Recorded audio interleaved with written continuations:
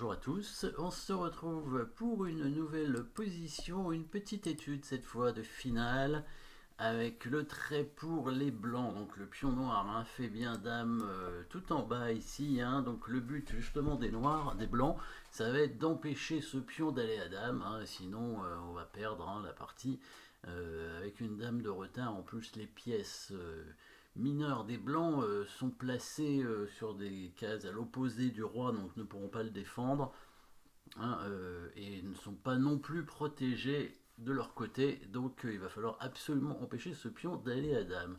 Au niveau des coups forcés, il n'y en a pas beaucoup. Il n'y en a pas beaucoup, il y a un seul échec a priori. Alors roi G2 n'est pas bon évidemment puisque le cavalier noir contrôle la case de promotion, mais on peut envisager un coup comme fou C4, ce serait aussi un coup forcé, fou C4 dans ce cas, puisque ça empêcherait le pion d'aller à dame, et ça obligerait les noirs à éliminer le fou pour pouvoir aller à dame sans prendre du cavalier, parce que sinon le roi irait en G2 et irait prendre le pion. Donc les noirs prendraient avec le roi, ce serait un coup forcé supplémentaire, sauf que après, quand le roi va prendre le fou, il n'y aura plus d'échec, et le pion noir fait dame sur échec, donc pas de fourchette possible. Donc le seul coup vraiment de cette position, c'est bien cet échec de cavalier. Il n'y a pas énormément le choix. En vérifiant fou C4 évidemment, roi prend C4, pas d'échec pour les cavaliers. Il y a bien une fourchette ici, mais comme le pion fait dame sur échec, évidemment, on n'a pas le temps d'y aller. Donc cavalier des 5 échecs, bien évidemment. Le roi de bouger, ça y a pas le choix, et il faut qu'il empêche le cavalier de venir en E3. Bon, et a priori la 2 cases, en D4 c'est quand même le mieux, en D3 il y aura l'échec du cavalier qui va arriver, ça semble pas vraiment très intéressant, surtout qu'on peut faire la même chose que dans la partie, puisque après roi D4, ici qu'est-ce qu'on va faire de beau très exactement? Alors le roi peut toujours pas arriver, puisqu'il y a le pion qui va à dame. Donc les seuls coups forcés vraiment pour empêcher le pion d'aller à dame, c'est soit fou C4, soit cavalier E3. Est-ce que ça a un intérêt de faire cavalier E3? Pas vraiment, puisque le roi va prendre, et il n'y a pas vraiment de suite après, puisque le fou pourra aller en C4, mais pareil, il va être pris, et là, le dernier cavalier qui reste, il sera un petit peu trop loin. Le seul coup ici, c'est bien fou C4. Pourquoi? Parce que les noirs ne peuvent toujours pas prendre du cavalier à cause du roi qui viendrait en G2. Alors justement, pour vérifier le coup roi D3, alors évidemment, je suppose qu'un coup de cavalier est possible à mon avis ici, parce qu'il y a quand même pas mal d'échecs, mais on peut aussi faire le même coup que dans l'autre position, après fou C4, cavalier prend C4 cette fois, donc roi prend, ça reviendrait à la position, on va voir par la suite. Roi G2, roi E2, donc ça c'est la différence par rapport à roi D4. Quand le roi est en D4, il ne peut pas venir défendre son pion, et donc le roi vient directement le prendre, sauf que après roi E2, là les blancs trouvent une poursuite, un échec de cavalier qui va soit prendre le pion, soit continuer à faire échec, voilà, comme ça. Voilà. Et si le roi descend, évidemment, on va aller prendre le pion et on fera nul facilement. Donc le roi vient en D4, comme ça, sur fou C4, là le cavalier peut pas prendre, mais le roi peut prendre. Même chose sur roi D3 du coup, mais sur roi D3 il y avait certainement d'autres options pour les blancs, avec le cavalier en A6 qui arrivait, mais autant aller en D4 du coup.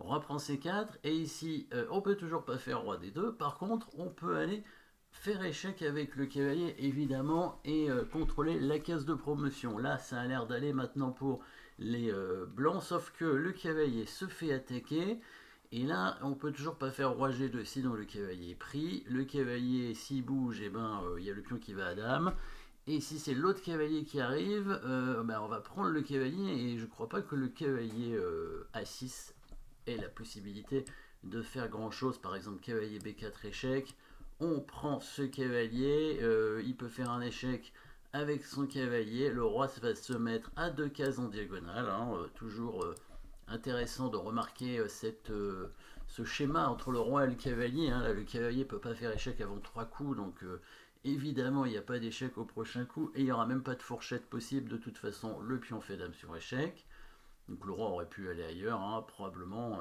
par exemple en D4, pour éviter un échec.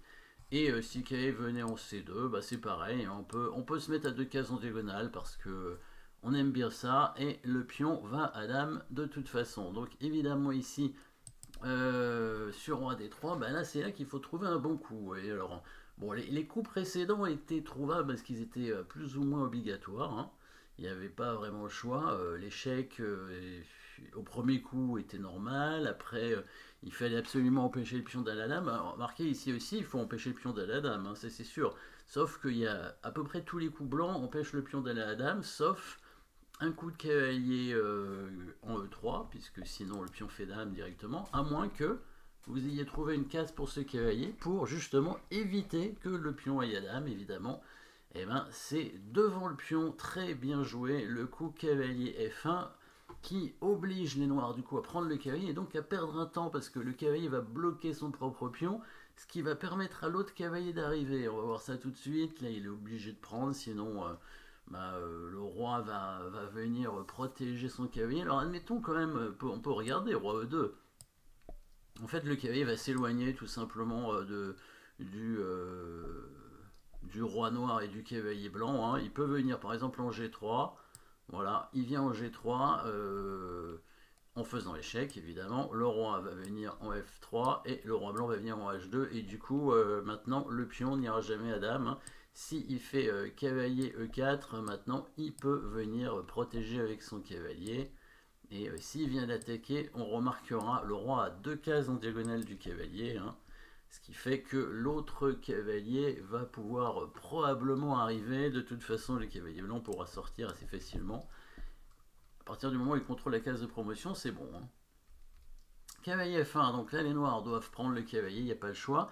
Donc pas roi G2, hein, parce que sinon le roi noir va arriver, hein. Si on fait roi G2, le roi noir arrive pour protéger les deux en même temps, et après le cavalier blanc toujours trop loin, le cavalier noir va faire échec et le pion ira à dame directement. Donc il faut ramener absolument le cavalier blanc en faisant un coup forcé, en allant en direction du pion le plus proche possible, cavalier C5 échec évidemment, pour pouvoir venir en E4 pour attaquer le pion, parce que si on est en B4 on s'éloignait vraiment, hein, et on n'aurait que la case D3 pour attaquer le pion, et le roi noir va toujours au prochain coup contrôler cette case. Donc là le roi noir s'il est malin, et ben, il va empêcher quand même le cavalier de venir en E4, et il va pas se mettre en D4, parce que s'il se met en D4, le roi blanc arrive en G2, donc il va se mettre en E3 logiquement, hein, pour défendre son pion. Comme ça, si le roi arrive, le cavalier n'a plus qu'à bouger, et après, le pion va à dame en faisant échec. Et si on fait la même chose que tout à l'heure, hein, quand on a fait cavalier F1, on a obligé le cavalier à prendre et du coup ça a bloqué le pion. Là c'est la même chose, on va donner le cavalier pour forcer le roi à prendre et à lui faire perdre un temps. N'importe quel coup de cavalier n'est pas bon parce que le cavalier noir peut partir en faisant échec et après on fait dame.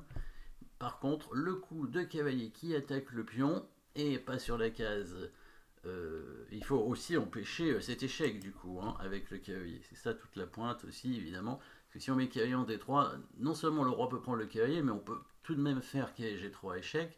Alors qu'en venant ici, sur cavalier G3, évidemment le cavalier prend et évidemment contrôle la case de promotion. Donc là, pas de coup forcé pour le cavalier noir.